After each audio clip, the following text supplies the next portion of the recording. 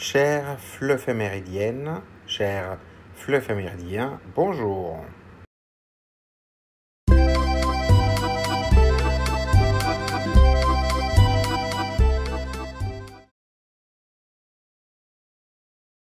La journée mondiale de la noix de coco est célébrée chaque année le 2 septembre afin de sensibiliser à l'importance et aux nombreux avantages de ce fruit tropical apprécié dans de nombreux pays pour son goût et ses multiples usages, aussi bien dans l'alimentation que dans les cosmétiques. Voie F, destination sentier tracé. Attention au départ.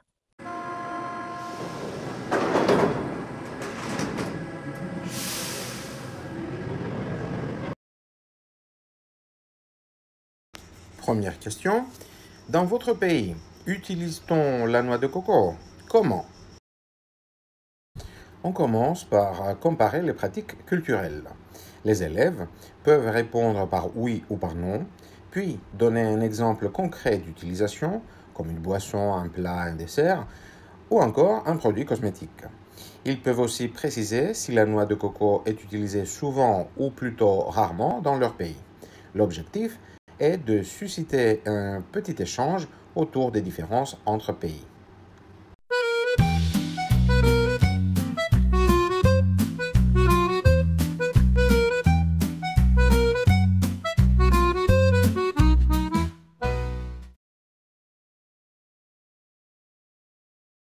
Deuxième question. Aimez-vous la noix de coco? En mangez-vous souvent? Cette question amène les élèves à exprimer un avis simple et à parler de leurs habitudes alimentaires. Ils peuvent dire s'ils aiment ou non, préciser la fréquence de leur consommation, souvent, rarement, jamais, et ajouter une justification très brève en évoquant par exemple le côté sucré, le goût parfois jugé trop fort, etc. Il s'agit ici de comparer les préférences de chacun.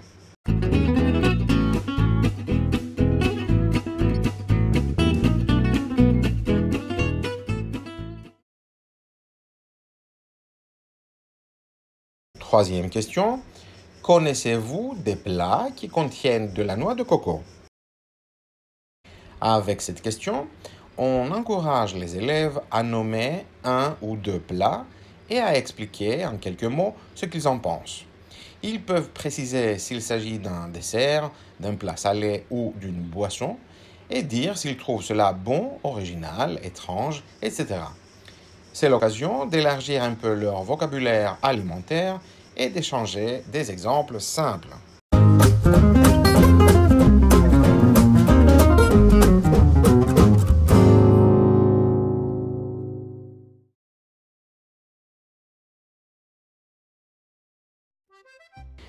La journée mondiale de la barbe, célébrée chaque premier samedi de septembre, est l'occasion de réfléchir à la place de la barbe dans nos sociétés, entre style personnel, symboles identitaires et stéréotypes sociaux.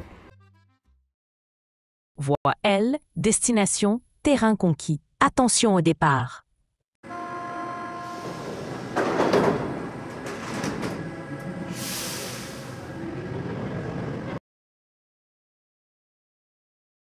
Première question. Connaissez-vous des personnages célèbres avec une barbe? Pensez-vous que la barbe change l'apparence d'une personne? En quoi? Cette question amène même les élèves qui manquent de confiance à citer des figures connues et à analyser comment la barbe transforme leur image. Ils peuvent dire qu'elle donne un air plus sérieux, plus âgé, plus moderne ou plus original et expliquer pourquoi.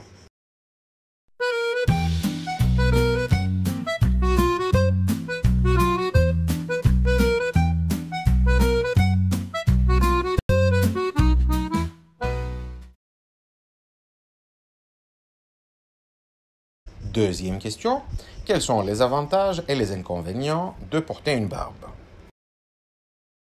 Ici, on attend une réponse structurée qui oppose deux aspects. D'un côté, la barbe peut être perçue comme esthétique et donner du style. Elle est aussi souvent associée à la maturité ou à la sagesse, ce qui peut inspirer le respect. Enfin, elle évite le rasage quotidien, ce qui représente un gain de temps et parfois moins d'irritation de la peau. De l'autre, la barbe demande un entretien régulier. Il faut la tailler, la laver et la soigner pour qu'elle reste propre. Elle peut aussi être inconfortable, surtout quand il fait chaud ou lorsqu'elle pique. Enfin, certaines personnes portent des jugements négatifs.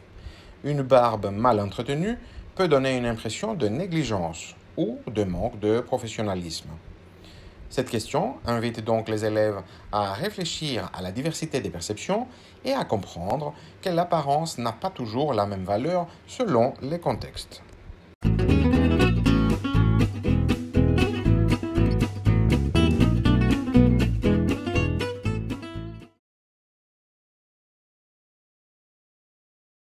Troisième question. Peut-on être jugé à cause de sa barbe? Dans quelle situation? Cette question invite à discuter de contextes où l'apparence est importante, comme la vie sociale, un mariage, une fête, un dîner formel, une rencontre amoureuse, la politique, pendant une campagne électorale, un débat télévisé, une apparition officielle, le travail en général, lors d'un entretien d'embauche, une réunion avec des clients, une présentation publique, ou plus concrètement, dans certaines professions, l'hôtellerie, la restauration, la mode, le commerce de luxe, où l'image de l'employé reflète celle de l'entreprise. Les élèves peuvent évoquer des stéréotypes et montrer que la barbe peut parfois influencer la perception des autres. Des exemples de stéréotypes positifs: symbole de sagesse, le philosophe barbu par exemple, marque de maturité et d'expérience, image de virilité ou de force, aspect artistique ou bohème de l'écrivain ou de l'artiste, élément de style moderne avec une barbe soignée à la mode. Et quelques stéréotypes négatifs: perception d'un air négligé ou peu professionnel si la barbe n'est pas entretenue, association à une image trop autoritaire ou austère, stéréotype du hipster superficiel, dans certains contextes, connotation de radicalité ou de rejet des normes, signe d'âge plus avancé car la barbe fait paraître plus vieux.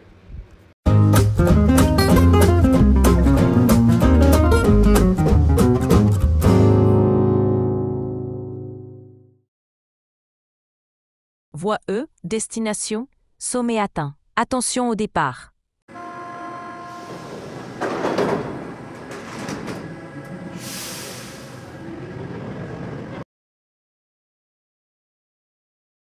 Première question. De nos jours, la barbe est-elle surtout un choix esthétique ou un symbole identitaire? Cette question ouvre un débat sur la double fonction de la barbe. D'une part, elle peut être considérée comme un simple accessoire de mode. Beaucoup d'hommes choisissent de la porter pour se donner un style particulier, pour paraître plus élégant ou plus moderne. La barbe devient alors un élément esthétique, comparable à une coupe de cheveux ou à un vêtement. D'autre part, la barbe peut aussi être interprétée comme un marqueur identitaire. Dans certaines cultures ou religions, elle symbolise la sagesse, la foi, le respect des traditions ou encore une appartenance à un groupe. Elle dépasse donc la dimension personnelle et se charge d'une valeur sociale, culturelle ou spirituelle. Une réponse attendue doit mettre en balance ces deux aspects: la barbe comme choix personnel lié à l'image de soi et la barbe comme signe collectif chargé de sens. La conclusion peut inviter à reconnaître que ces deux dimensions coexistent et que la signification de la barbe dépend souvent du contexte et du regard des autres.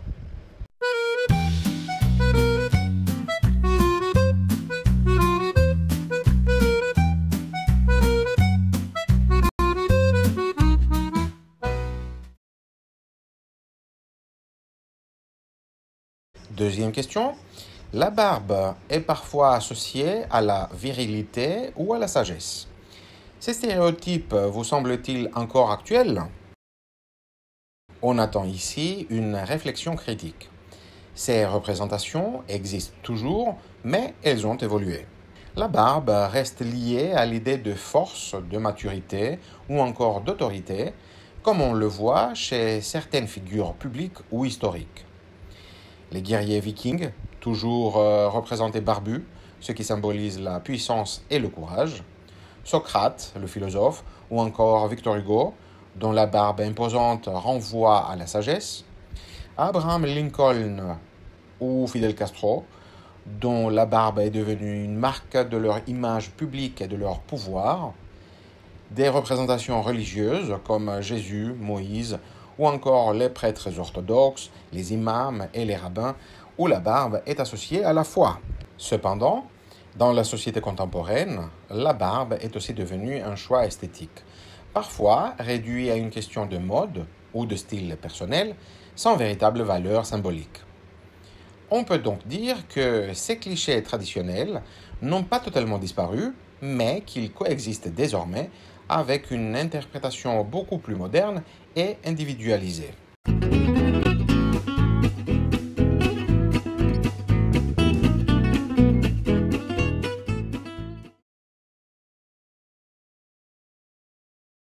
Troisième question. À votre avis, la journée mondiale de la barbe est-elle un simple prétexte commercial ou sert-elle à défendre une cause? Cette question incite à mettre en opposition deux points de vue. D'un côté, on peut la considérer comme une fête purement marketing, à rapprocher sans doute de la Saint-Valentin, de la fête des mères, etc., largement exploitée par l'industrie cosmétique et la mode. Dans ce cas, il s'agirait surtout d'une occasion de stimuler la consommation et de créer un événement attractif pour vendre davantage. D'un autre côté, certains y voient une manière de valoriser une identité, une tradition culturelle ou même de célébrer la diversité des styles et des représentations associées à la barbe. Elle pourrait alors être perçue comme un moment symbolique qui dépasse le simple aspect commercial en mettant en avant des choix de vie, des appartenances ou des pratiques culturelles. La réponse attendue doit donc montrer cette tension entre consommation et symbolique et souligner que la signification d'une telle journée dépend autant de l'intention des organisateurs que du regard que portent les participants.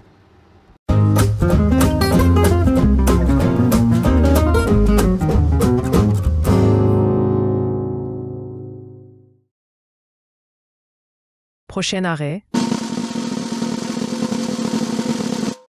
Frère Jacques,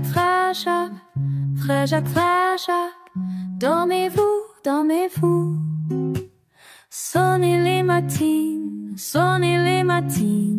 ding ding dong. Merci d'avoir regardé cette vidéo. Si elle vous a plu, mettez un pouce bleu et abonnez-vous pour ne rien manquer. N'hésitez pas à la partager si vous la trouvez utile et à laisser un commentaire pour donner votre avis.